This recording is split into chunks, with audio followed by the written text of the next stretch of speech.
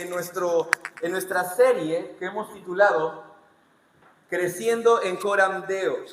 Pero específicamente, hermanos, estamos en un subpunto de nuestra serie titulada Creciendo en nuestros ágapes y nuestros cultos corporativos. Y es una bendición, hermanos, que podamos crecer en nuestra familia y en nuestro servicio, en nuestro culto aquí en la iglesia.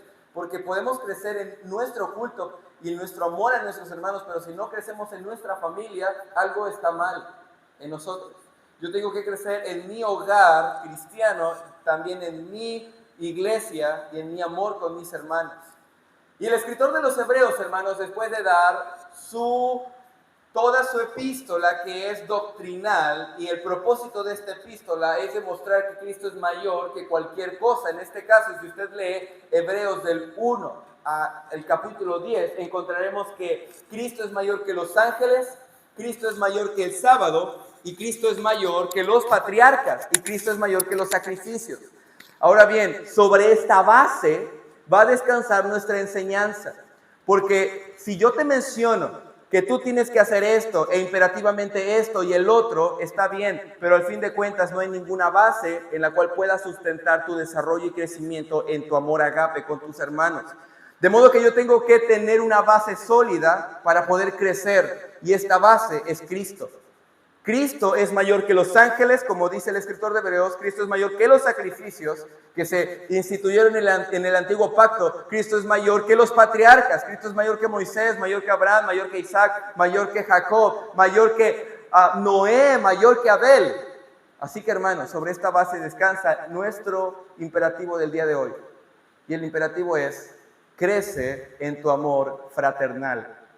Vea lo que dice, por favor, el versículo 1 del capítulo 13 de la epístola de los Hebreos. Recuerda que el autor de los Hebreos es un autor desconocido. Se debate si fue Apolo, si fue Pablo, si fue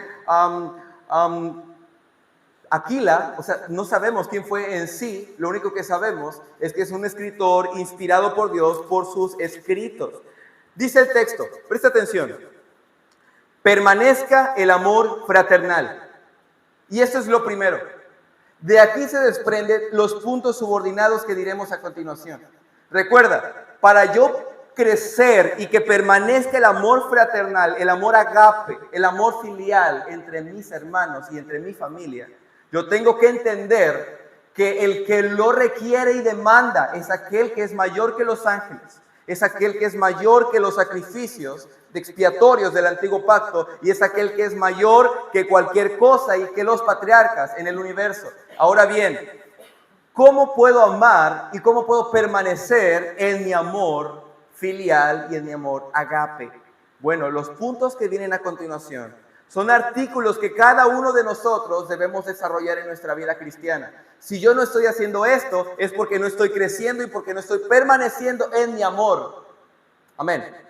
Ahora bien, quizás hemos escuchado consejos, quizás algún coach motivacional, no sé lo que usted haya escuchado en el mundo, en lo secular, de cómo puedo permanecer en mi amor. Quizás psicólogos, terapeutas te han dicho cómo puedes crecer y permanecer en tu amor, pero ¿sabes algo, hermano? La base fundamental de todo amor permaneciente es Cristo. Y Cristo nos manda a permanecer en este amor. Y fíjate bien, el versículo 2 nos da el primer artículo. Dice el texto: no os olvidéis de la hospitalidad, porque por ella algunos, sin saberlo, hospedaron ángeles.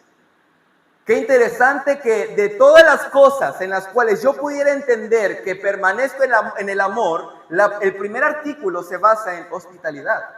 ¿Cómo así, hermano? Bueno, hermanos, es que realmente nuestra mente culturalmente está como que cauterizada por el pecado. Y lo primero que indica a Dios para que tú te des cuenta que amas es que eres una persona hospitalaria. Tan sencillo, hermanos. Pero no podemos verlo. El escritor está hablando de ser hospitalarios tanto con los hermanos de la iglesia como los que no son de tu iglesia. Ahora, ¿en qué contexto lo dice el escritor de Hebreos? Si tú lo lees en el capítulo 11 y capítulo 12, el escritor está tratando de los cristianos que han sido perseguidos en los tiempos probablemente de Nerón, un emperador romano, y las personas estaban dispersas. Los cristianos andaban divagando porque no tenían un lugar donde reposar. Y cuando llegaba a tu hogar a tocarte la puerta, unos de los del camino, es decir, un cristiano, lo que comúnmente hace un hijo de Dios es ser hospitalario. Entonces le abres la puerta de tu casa a un completo desconocido que lo único que tienen en común es la fe, es un acto de que permaneces en amor. ¿Sí está conmigo? No estoy hablando de pijamadas. Estoy hablando de que tú abras la puerta a un desconocido. Hermano, mira, todos aquí no somos de la misma familia, somos desconocidos. Pero si el día de mañana alguien ha sido perseguido, Dios no lo permita, pero si el día de mañana alguien tiene problemas por persecución, por hambre, por desnudez, como dice Santiago, en términos de no tener abrigo y sustento, y te, de alguna manera, tienes la capacidad de abrir las puertas, hermano, el imperativo es ser hospitalario. Y de esta manera sabes que permaneces en el amor, pero ¿cuánto nos cuesta ser hospitalarios? Abrir la puerta de nuestra casa, pero ¿cómo? ¿Dónde voy a dormir yo? Ahora no está hablando de ser hospitalarios un día. El contexto, más bien, el contexto gramatical nos está hablando de hospedar por días o semanas, porque el texto dice, sin saberlo algunos hospedaron ángeles. Ahora, si tú recuerdas en el Antiguo Testamento, hay algunos que hospedaron ángeles. ¿Y cómo los hospedaron? No fueron horas, fueron días. Cuando llegaron los ángeles a la casa de Lot, Lot les decía, no te vayas, quédate todavía otro día. Quédate otro día. Y cuando llegaron el ángel de Jehová a la casa de Abraham, a la tienda de Abraham, Abraham le decía a este ángel, no te vayas, quédate otro día. Es más, vamos a aderezarte un cabrito, un cordero, ven a comer con nosotros, con nuestra familia. Y los tomaban como si fueran parte de su familia. Hermano, esa es la hospitalidad. Este precedente sin duda estableció el patrón para la iglesia primitiva. Este es el patrón de la iglesia primitiva, hospedar hermanos. Ahora, si pensamos un poquito, hermanos, en que en el Nuevo Testamento, cuando comienza la iglesia, no había templos. La gente se reunía en casas. Y la única manera en la cual podían tener servicios y reuniones y predicaciones y cantos y oraciones, ¿sabes cómo era? A través de un hermano que abría las puertas de su casa. De modo que si no había hospitalidad, no había iglesia. Qué interesante. Cuando yo leo, hermanos, y pienso en el escritor de Hebreos que dice, no dejando de congregarnos como algunos tienen por costumbre, el escritor de Hebreos está hablando sobre no dejes de ir a casa de hermanos para reunirte a orar. Hermanos, no solamente las reuniones corporativas se centran en estas reuniones. Las reuniones corporativas se centran en las casas de los hermanos que han abierto las puertas de su casa para hospedar hermanos y tener oración, canto, lectura, estudio, amor fraternal unos con otros. Es decir, el escritor está diciendo, no dejes de ir a las casas de los hermanos, de los hijos de Dios. No te dejes de reunir en casas. Hermanos, qué bendición por las coinonías. Las reuniones que tenemos en casas de hermanos que abren las puertas de su hogar, y con mucho gusto, aunque no es una obligación, nos brindan de su alimento para estar 1, 2, 3 horas ahí. Hermano, qué bendición. Cantamos, oramos, leemos la Biblia, meditamos, tenemos tiempo de debate para saber qué piensan en algunas cuestiones doctrinales. Y qué bendición poder reunirnos de esta manera. Pero es porque hermanos abren las puertas de su casa. Amén. Pero también puede estar en nuestro corazón el hecho de pensar, ¿cómo voy a dejar entrar a estos desconocidos? No, nada más yo en la iglesia. Aquí en mi casa no. Perdón. Pero no es así, hermanos. El mandamiento es, si permaneces en el amor fraternal, es porque hospedas a los hermanos. Amén. Esto es algo justo, pues en la ley está establecido que de días y que todo mundo debe hospedar al prójimo. Vaya a Deuteronomio 10:18, por favor, al 19. Quiero ir un poco rápido porque solamente son 6 puntos y este es el primero. Dice el versículo 18, que hace justicia al huérfano y a la viuda, que ama también a ¿quién? Al extranjero dándole pan y vestido. Amaréis pues al extranjero porque extranjeros fuisteis en la tierra de Egipto. De modo que no solamente es un imperativo en el Nuevo Testamento, sino que también en el Antiguo Testamento Dios había remarcado que tenías que hospedar al extranjero, al huérfano y a la viuda. Hermano, esto es justo. Si tú hospedas a alguien, le brindas tu apoyo, le das el pan y el vestido, es porque estás obrando justicia. No es porque seas una buena persona en sí intrínsecamente, sino porque obras la ley de Dios. Pero en el Nuevo Testamento, más que ser un mandamiento, es una forma de vida. Te lo voy a repetir. En el Nuevo Testamento, más que un mandamiento, es una forma de vida, hermano. En la iglesia no se te obliga a hospedar, porque la iglesia naturalmente hospeda. ¿Sí está conmigo? No tenemos por qué decir a la gente, hermanos, por favor, ¿puedes hospedar a este hermano? No, porque de antemano es la forma de vivir, es el modus operandi de un creyente. Aquí no se obliga a nadie a hospedar, sino que los cristianos de antemano, naturalmente, por su naturaleza en Cristo, hospedan y brindan apoyo a aquel que lo necesita. Buenas noches.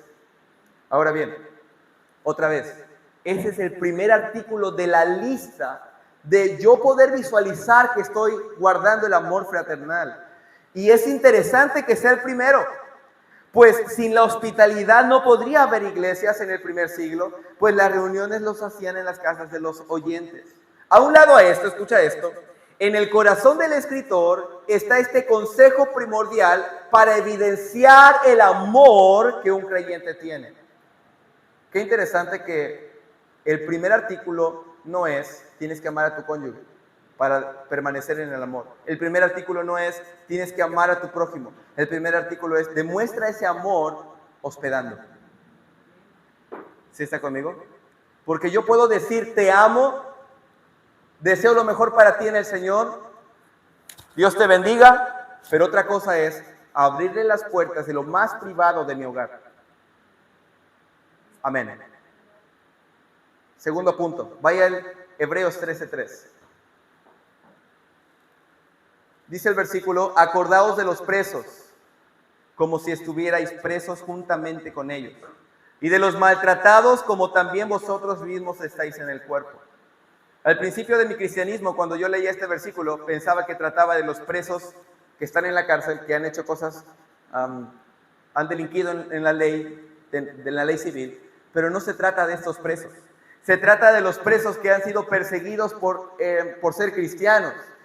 Usted recuerda que en el Nuevo Testamento, en el primer y segundo siglo, había tanta persecución, había tanta muerte a los creyentes, de tal modo que eran encerrados, encarcelados, algunos les cortaban la cabeza y sus cabezas eran puestas como antorcha en las calles romanas, otros eran crucificados, otros eran aserrados, otros hermanos eran quizás torturados de una manera cruel y despiadada, como por ejemplo, cuando Pablo es llevado a Roma se creía que iba a ser sentenciado de tal manera que su juicio iba a ser en este lugar a donde ponen los leones y las fieras, en el circo, en el Coliseo romano.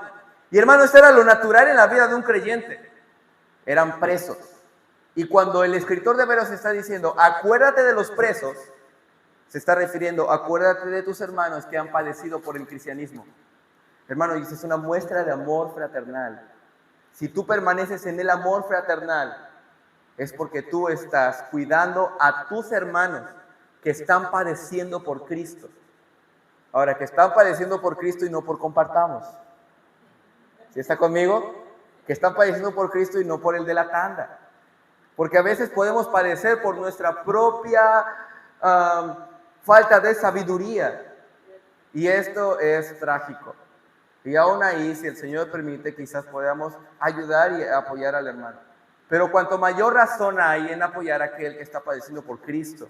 Todo aquel que está en tribulación y aflicción por el Evangelio debe ser socorrido. Amén. Hermano, ¿cómo puedes acordarte de ellos? Te tengo algunos puntos. Ora por ellos. Visítalos.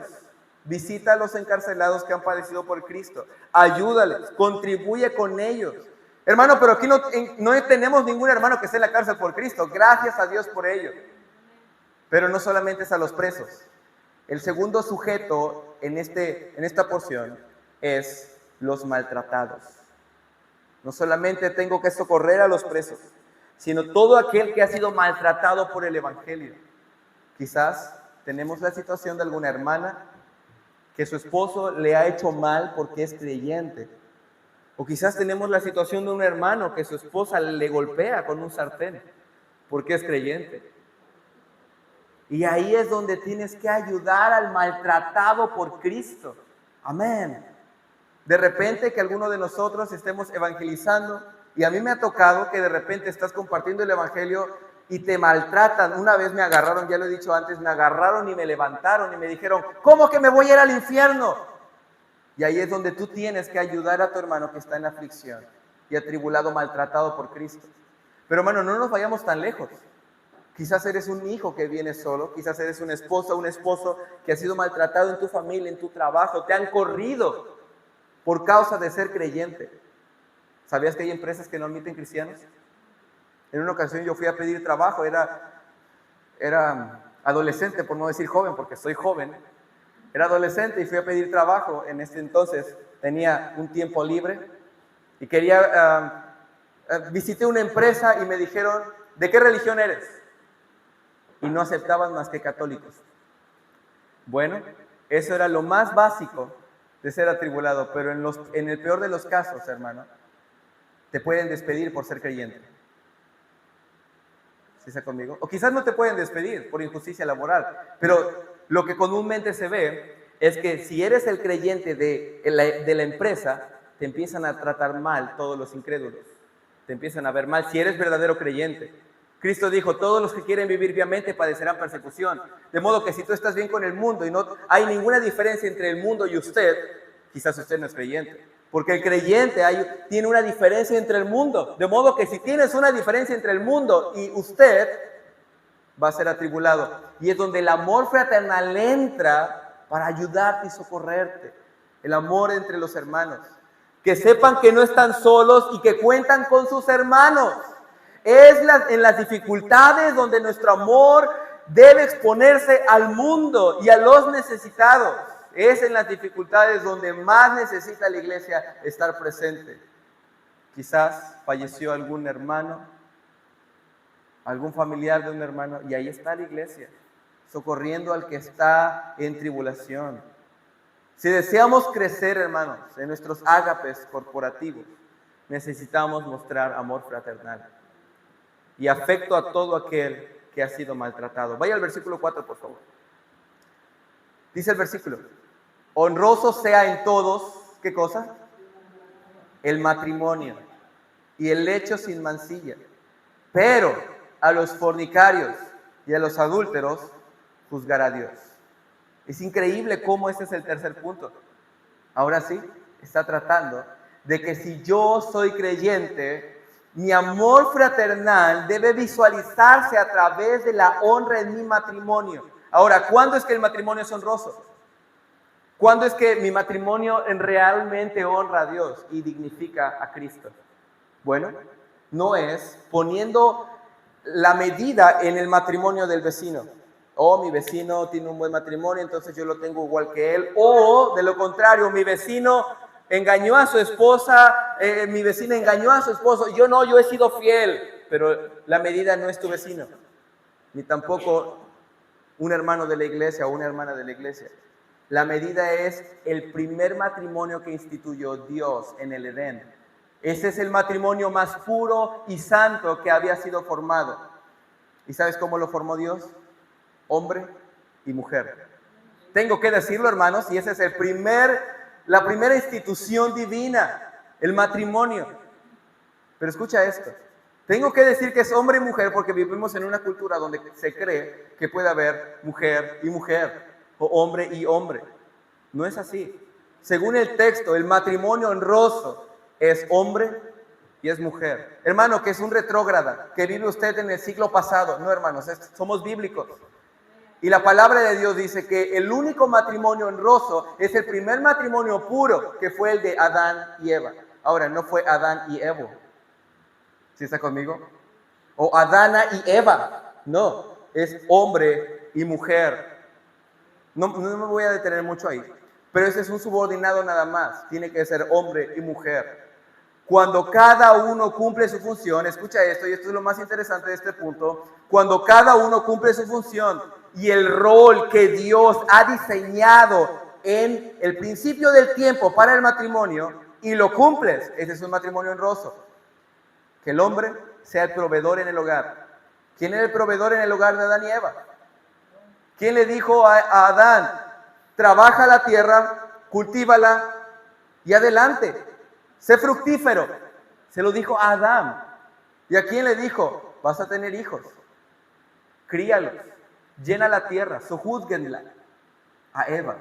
Es decir, hermanos, cada personaje en el matrimonio tiene un rol. Y si tú estás fuera de este rol, entonces no es un matrimonio honroso. No que la dama no pueda trabajar, la dama puede ayudar a su esposo, claro que sí. Pero la dama no tiene que sufragar, y no es la responsabilidad de la dama sufragar todos los gastos de la casa. Esa es responsabilidad del hombre. Y ese es el matrimonio que instituyó el Señor desde el principio. Amén. Hermana, como dije la semana pasada, no te preocupes por sufragar los gastos de tu hogar. No es tu responsabilidad y no es el rol en el matrimonio. Esa es la responsabilidad de tu esposo. Amén. ¿Tu matrimonio es un matrimonio que honra a Dios? ¿Te imaginas que Eva se hubiera ido a cosechar la tierra? No, fue Adán quien fue a cosechar la tierra.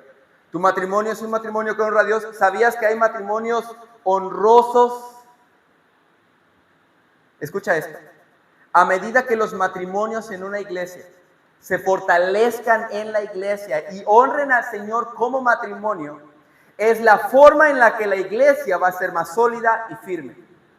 Muéstrame una iglesia con matrimonios sólidos y honrosos y te mostraré una iglesia firme. Pero cuando en la iglesia, hermanos, hay matrimonios fracturados, hay matrimonios que no honran y que tienen un rol completamente distinto, es una iglesia que duramente va a crecer. Por eso, hermanos, para permanecer en el amor fraternal, necesitamos un matrimonio que honre, según el versículo, no según los estándares de nuestra iglesia. Vaya nuevamente al versículo 4. Honroso sea en todos el matrimonio. Ahora hasta aquí. Hemos concluido la primera parte del texto. La segunda parte es, y el hecho sin mancilla. ¿Qué son estas palabras medio extrañas, hermano? Escucha esto. El lecho, lógicamente, es la cama, el lugar donde reposas con tu cónyuge. Esta cama, este lecho, tiene que ser sin mancilla. La palabra mancilla quiere decir sin contaminación. No, hermano, yo limpio mi cama todos los días, la tiendo, le cambio de sábanas. No, el autor nos está refiriendo a que tengas tu cama limpia. Cuando dice el lecho sin mancilla, significa que si hay algo que honra a Dios, es que tu cama, el lugar donde yaces con tu cónyuge, donde pasas tiempo con él, en la privacidad, esa cama no tiene que ser inmoral. Hay inmoralidad cuando existe adulterio, fornicación. ¿Qué es la fornicación, hermano? La fornicación es cuando tienes relaciones íntimas fuera del matrimonio.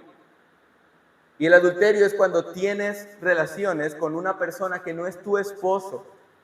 Relaciones con otra persona que no es tu esposo o relaciones fuera del matrimonio. Ahora, escucha esto. ¿Por qué le dice esto el escritor a los hebreos? Porque, hermanos, el mundo en aquel entonces como ahora es muy dado a tener inmoralidad en el hogar y en la cama, en el lecho. Por eso el imperativo es, sea el lecho sin mancilla. Adjunta, pero a los fornicarios y a los adúlteros juzgará Dios. El mundo hace lo que quiere porque no ama a Dios. Pero el cristiano que ama a Dios y a sus hermanos y a la iglesia desea tener un matrimonio honroso. El creyente buscará siempre procurar tener una cama, un lecho sin contaminación. Serle fiel a tu esposa hasta la muerte. Amén. Que tú me engañaste, ahora yo te engaño. ¿Sí está conmigo? Eso hace el mundo, el creyente no. Vaya a 1 Tesalonicenses 4:3. Dice el versículo: pues la voluntad de Dios es vuestra santificación, que os apartéis de fornicación. Hermanos, si hemos de permanecer en amor, que sea porque amas a tu cónyuge de tal modo que honras tu matrimonio hasta la muerte. Le eres fiel a tu esposo o a tu esposa hasta la muerte. Y de que preservas tu cama, el lugar donde reposas con tu cónyuge, de una manera santa, piadosa y limpia. Amén. Vamos al cuarto punto, Hebreos 13, 5 al 6.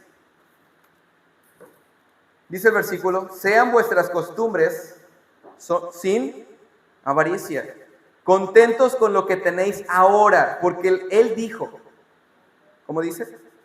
No te desampararé, ni te dejaré, de manera que podemos decir confiadamente, y este es un salmo: el Señor es mi ayudador, no temeré lo que me pueda hacer el hombre. En términos simples y sencillos, el cuarto punto quiero que lo tengas en tu mente de esta manera: tenemos que ser ecuánimes, es decir, sea vuestro carácter o nuestra forma de vivir sin amar el dinero.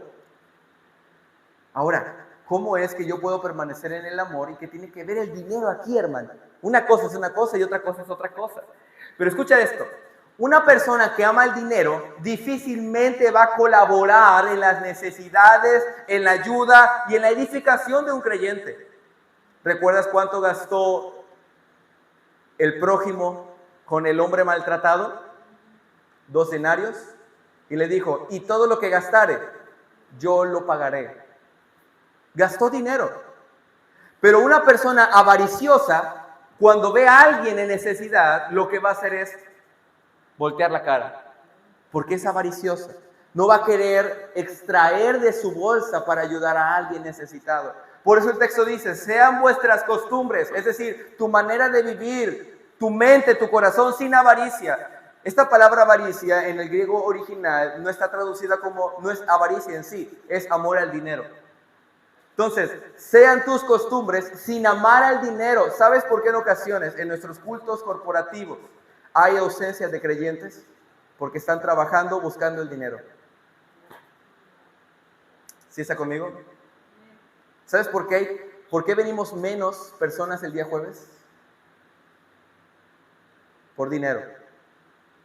Pero cuando vivimos, hermanos, de una manera ecuánime, sin querer tener más de lo que debemos, es entonces que honramos al Señor. Ahora, no digo que no te prepares, que no tengas un trabajo, no digo, hermano, que no te esfuerces por tener algo en la vida. Tenlo, trabaja, busca algo, hermano, para poder sobresalir y salir adelante. Tampoco tenemos que hacer un voto de pobreza, claro que no.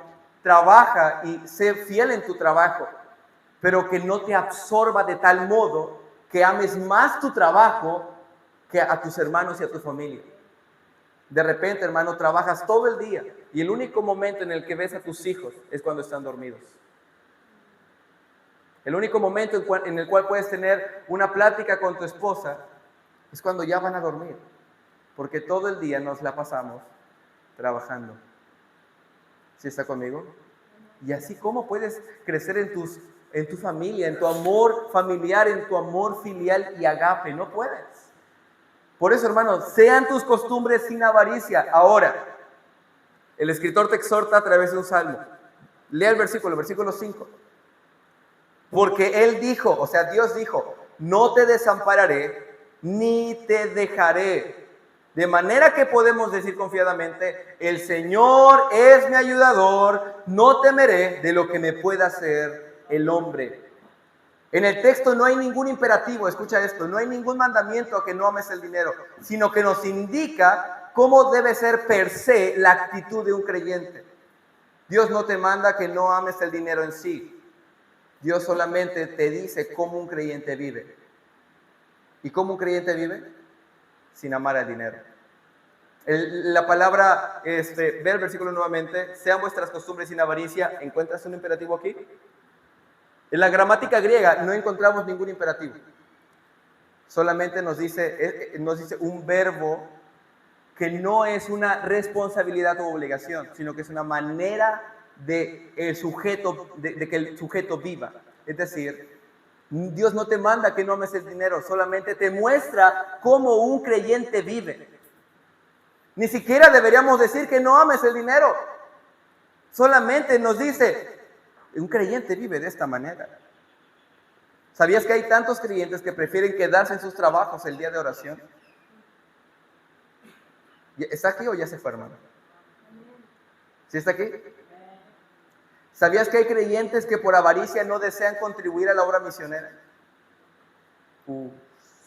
Mano, ya ve, otra vez, con lo mismo. ¿Sabías que hay creyentes que por avaricia abandonan la fe? En la mañana estaba escuchando la predicación de una iglesia. Me encantó lo que dijo el predicador. ¿Recuerdas a Mateo? Mateo es Leví. Mateo, ¿qué era? Un publicano, un recaudador de impuestos. Este hombre ganaba mucho dinero. Este hombre tenía una casa tan grande que cuando Cristo le dijo, deja todo y sígueme, y le siguió, acto seguido lo que hizo Leví fue hacer una fiesta para reconocer a Jesús que lo había llamado a su servicio, y en esa fiesta invitó a todos los publicanos. Ahora, los publicanos eran las personas que más tenían dinero en el Nuevo Testamento, siendo judíos. Recuerda, ellos eran recaudadores de impuestos. Y Cristo, hermanos, sabe que son gente deshonesta, que son rateros, que cobran impuestos más grandes que los que deberían cobrar. Cuando un publicano se acerca a uno de los predicadores en el Nuevo Testamento, Jesús le dice, si quieren vivir en justicia, no roben más o no cobren más de lo debido. Es decir, estos recaudadores de impuestos, esos publicanos se dedicaban a tener tanto dinero por causa de robar a la gente. Pero cuando Leví conoce a Jesús, ahora, escucha esto, hermano, me encantó lo que dijo el predicador. Hizo una fiesta tan grande porque tenía una casa grande, tenía dinero para hacer banquete. Los amigos publicanos de Leví pensaban dentro de sí mismos, ¿qué está haciendo este cuate? Está dejando todo el dinero que puede ganar siendo un recaudador de impuestos por seguir a aquel Jesús carpintero. Un predicador decía de Jesús, un hombre con un pie rajado, que no dabas un peso por él. La respuesta es, Leví encontró el tesoro escondido y la perla de gran precio. Leví encontró aquello que vale más que cualquier retribución monetaria en esta tierra, y lo dejó todo. Amén. Hermanos, así que cuando vivimos sin avaricia es evidente. No preferimos nuestro trabajo porque preferimos la palabra de Dios. No preferimos nuestro trabajo porque preferimos estar con nuestra familia, en nuestro hogar, con nuestro esposo, nuestros hijos. Más bien nuestra forma de vivir debería ser evidente, no amando el dinero, ser contentos con lo que tenemos, pensar en la palabra y en sus promesas para sostenerme en cada momento, siempre. Ahora bien, penúltimo punto, versículo 7, por favor. Hebreos 13:7. Acordaos de vuestros pastores que os hablaron la palabra de Dios. Considerad cuál haya sido el resultado de su conducta e imiten su fe. Hermano, ¿tengo que imitarlo? No. El escritor está hablando de los pastores que habían muerto. Ya habían pasado algunos años desde que llegaron los primeros pastores, murió una generación de pastores y estaban otros pastores. Y el escritor le anima a estos hebreos, hermanos, acuérdate de tu pastor, del que falleció, que te habló la palabra de Dios. Hermanos, si tú vas a permanecer en el amor fraternal, va a ser por la predicación de aquellos hombres que te enseñaron a amar a tu prójimo, a tu cónyuge y a tus hijos. No va a ser por lo que dijo un coach motivacional, no va a ser por lo que dijo la vecina, sino por lo que dijeron estos hombres por la palabra de Dios. Ahora bien, no es cualquier pastor, sino es el pastor que habló la palabra de Dios. Porque mira el texto nuevamente, acuérdate de tu pastor que te habló la palabra de Dios. Es decir, puede haber pastores que solamente te dieron consejos prácticos de su mente para afuera, pero también puede haber pastores que te dieron un consejo de la Biblia para afuera. Y a estos y de estos debes acordarte. Lo que va a edificar nuestra iglesia y hará que permanezca son estos dos imperativos que Pablo establece respecto a los pastores. El primer imperativo es: recuerda la enseñanza de los pastores veteranos. ¿Sabes por qué citamos en muchas ocasiones a Charles Spurgeon? ¿Por qué citamos, hermanos, a otros hermanos que han fallecido y han partido con el Señor? Son pastores que nos han enseñado a amar, a permanecer en el amor. Pues el valor, hermanos, no está en el pastor, el valor está en la palabra de Dios. Ahora, el segundo imperativo no solamente es recordar la enseñanza, sino imitar su fe. No imitar sus métodos, no imitar su sistema, no imitar su oratoria, ni su forma de vestir, sino su fe. Amén. Hermano, el deseo no es que seas como yo, ni que seas como algún otro hombre. El deseo es que tengas la fe que te aferra a la persona de Cristo. Si yo te digo el día de hoy, ya ves, la Biblia dice que tienes que imitar al pastor. No, es completamente contrario. No imitas al hombre, imita la fe que sostenía a ese hombre. Eso es muy distinto, hermano. Si el pastor que falleció vivió una vida piadosa y tuvo éxito, entonces imita su fe. Aférrate a la palabra que él creyó, al Cristo en el cual él depositó su fe, en el Salvador que le liberó de sus pecados. En esa fe tienes que estar. Conclusión, hermanos. Vaya a Hebreos 13:8. El día de ayer, antes de venir a la campaña evangelística, vine hablando con un taxista. Y ese taxista me decía, Jesucristo es el mismo ayer y hoy y por los siglos. Y yo le dije, es cierto, pero ¿sabes en qué contexto lo dice? Ahora, vamos a poner este pasaje en su contexto. Jesucristo es el mismo ayer, hoy y por los siglos. Todos van a decir amén. Pero por una razón lógica y congruente lo establece el escritor de Hebreos. Y escucha lo siguiente. El contexto es el siguiente. Todo lo mencionado anteriormente certifica la inmutabilidad de Cristo. La palabra inmutable, como lo hemos estudiado, es que no cambia, no hay variación, no muta. De modo que, por esta razón, no debo olvidarme de lo dicho anteriormente. Por la razón que Cristo es inmutable, yo no debo olvidar todos los artículos anteriores. Porque Cristo es inmutable, yo debo ser hospitalario. ¿Ya está conmigo? ¿Estamos en sintonía? Porque Cristo es inmutable, es el mismo ayer, hoy y por los siglos. Yo debo acordarme de los presos y de los maltratados. Porque tengo un Cristo inmutable. Debo honrar a mi pareja en mi matrimonio y tener un lecho sin mancilla. Porque Cristo es inmutable. Yo debo ser ecuánime en mis finanzas y en mi manera de vivir. Porque Cristo es inmutable. Yo debo acordarme de mis pastores que murieron ayer y que también tengo hoy. Ahora escucha esto. Tenemos un Salvador inmutable que no cambia, que demanda en la ley, como leímos en Deuteronomio 10, que hospedes al extranjero, como también demanda hoy que hospedes a los perseguidos de la iglesia.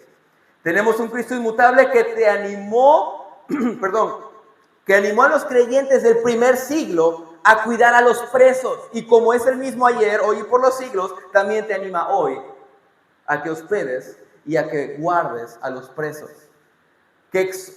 Tenemos un Cristo inmutable que exhortó en el pasado a vivir un matrimonio honroso, como le dijo a Adán y a Eva, como también Cristo lo dijo a los discípulos y a la gente de su comunidad, como también hoy se te exhorta a que sigas guardando un matrimonio honroso.